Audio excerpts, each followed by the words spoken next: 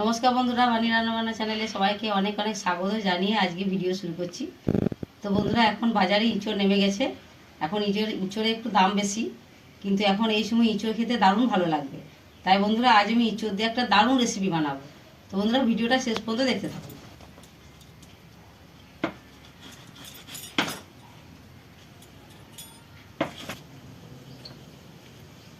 তো বন্ধুরা, ইঁচড়ের মধ্যেখানে এই অংশটা একটু বাদ দিয়ে দিচ্ছি। এটা সাধারণত সেদ্ধ হতে একটু দেরি হয়। ইঁচড়টাকে আমি বেশ ডোমো ডোমো করে কেটে নেবো। এই সাইজে ইঁচড়টাকে কেটে নিচ্ছি। তো বন্ধুরা, এই জামবাটির দিয়ে আমি জলটার মধ্যে একটু হলুদ মিশিয়ে নিয়েছি। হলুদ জলের মধ্যে ইঁচড়গুলো দিয়ে দেবো, মানে ইঁচড়ে কষটা নিতে তাহলে বেরিয়ে যাবে। ইঁচড়ের মধ্যে যে একটা কষা ভাব, সে কষাটা থাকবে না। তো বন্ধুরা, ইঁচড়গুলো সব কাটা হয়ে গেছে।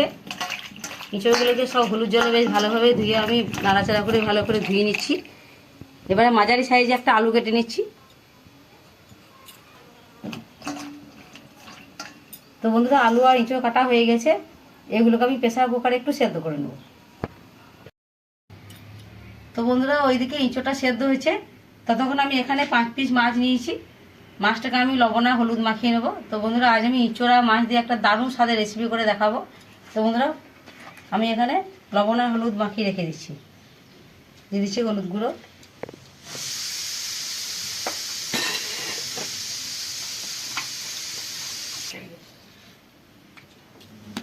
তো বন্ধুরা, এদিকে উনুন ধরিয়ে কড়াই বসিয়ে নিয়েছি। মাছগুলোকে আমি ভেজে নেব। তেলটা গরম হয়ে গেছে, এক এক করে মাছগুলোকে ছেড়ে দিচ্ছি।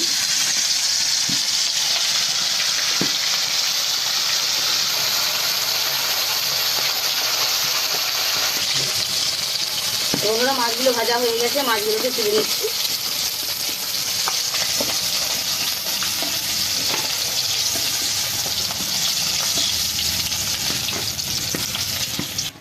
মাছ ভাজা তেলে ইঁচড়া আলুটাকে ভেজে নিচ্ছি।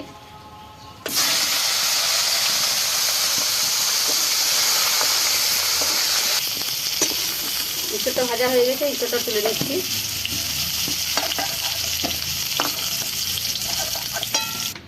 ওই তেলে আবার একটু তেল দিয়ে দিচ্ছি। দিয়ে দিচ্ছি চিনি, দিয়ে দিচ্ছি সামান্য গোটা জিরে, সামান্য একটু গরম মশলা, দুটো কাঁচা লঙ্কা, কুচনো পেঁয়াজ,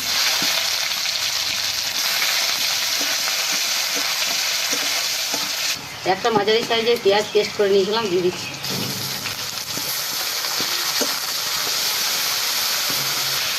দিয়ে দিচ্ছি আদা রসুন আর জিরে বাটা।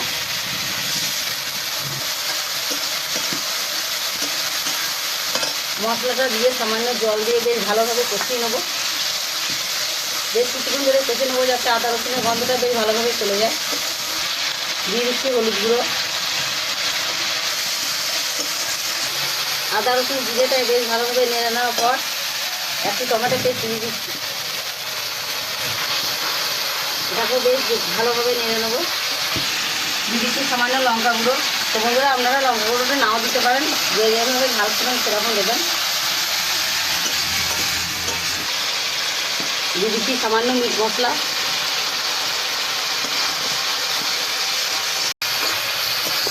দেখুন বন্ধুরা, মশলা থেকে তেলটা বেশ ভালোভাবে ছেড়ে গেছে। তার মানে বোঝা যাচ্ছে মশলাটা বেশ ভালোভাবে কষানো হয়ে গেছে। এবার আমি ইঁচড়গুলোকে দিয়ে দিচ্ছি।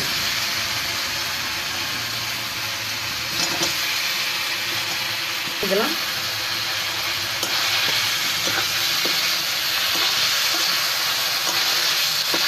দিয়ে দিচ্ছি লবণ।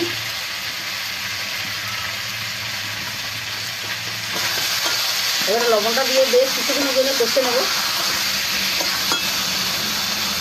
আবার একটু জল দিয়ে দেবো।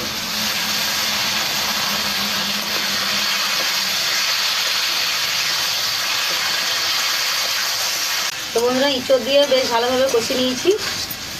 এই অবস্থায় আমি এখানে 2 চামচ টক দই নিয়েছি। টক দইটা বেশ ভালোভাবে ফাটিয়ে নিয়েছি। টক দইটাকে দিয়ে দিচ্ছি।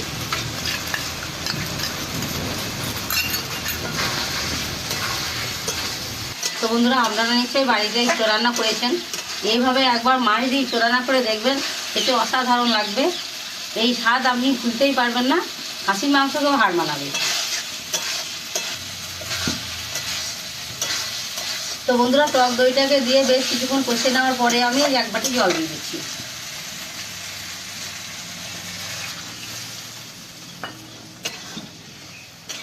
তো বন্ধুরা জল দেওয়ার পর আমি কিছুক্ষণের জন্য ঢেকে দিচ্ছি।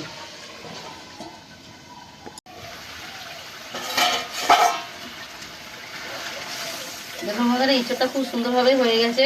আমি প্রেসার কুকারে আগেই সেদ্ধ করে নিয়েছিলাম, আর এইভাবে আরেকটু ঢেকে দেওয়ার জন্য ইঁচড়ের ভেতরে মশলা টশলা সব কিছু খুব ভালোভাবে ঢুকে গেছে। এবার আমি এই অবস্থায় মাছগুলোকে দিয়ে দিচ্ছি।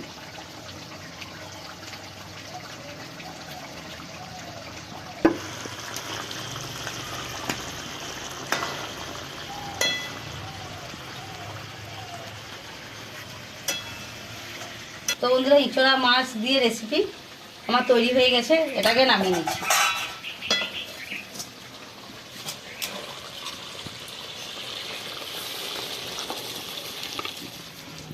সামান্য ধনেপাতা ছড়িয়ে দিচ্ছি। তো বন্ধুরা আজকে রেসিপি আপনাদের কেমন লাগলো অবশ্যই কমেন্টে জানাবেন। আপনারা এই ধরনের রেসিপি বাড়িতে তৈরি করে দেখবেন। যদি ভালো লাগে একটা লাইক করে দেবেন, কমেন্ট করে দেবেন। এই ধরনের নতুন নতুন রেসিপি দেখার জন্য বানিয়ে রান্নাবান্না চ্যানেলটিকে অবশ্যই সাবস্ক্রাইব করে পাশে থাকবেন। আপনারা ভালো থাকুন, সুস্থ থাকুন। ধন্যবাদ। দেখা হচ্ছে পরের ভিডিও।